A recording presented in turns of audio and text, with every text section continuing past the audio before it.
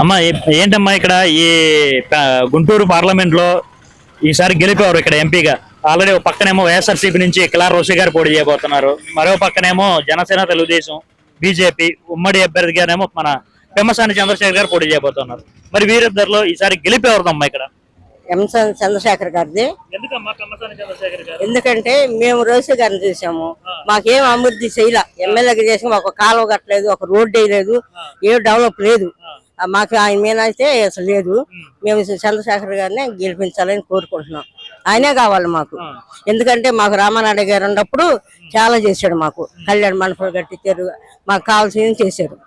ఈ తర్వాత వచ్చిన వాళ్ళు మన జయదేవ్ గారు ఉన్నప్పుడు కూడా బాగా అయినాయి. ఈయన వచ్చి నాకు ఏం చేస్తారో తెలియదు. ఎందుకంటే ఎమ్మెల్యే గారు ఉండి మాకేం చేయలే, అసలు ఏం చేయలేదు. మీకేం కావాలని కూడా అడగలేదు.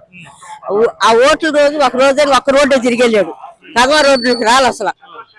అందుకని మేము చంద్రశేఖర్ గారిని గెలిపించుకుంటాం. చంద్రశేఖర్ గారిని ఈసారి గెలిపిస్తాం. అంతే, ఆయన గెలిపించుకుంటాం. మాకు నరేంద్ర కుమార్ గారు గెలిపించుకుంటాం, చంద్రశేఖర్ గెలిపించి అసలు మా చంద్రబాబు నాయుడు అసలు మొత్తం మా పార్టీని గెలిపించుకుంటాం. మా ధైర్యం, మా నమ్మకం, మా విశ్వాసం. చంద్రశేఖర్ గారిని ఎంత మెజారిటీతో? 1,10,000, 1,05,000తో గెలిపించుకుంటాం.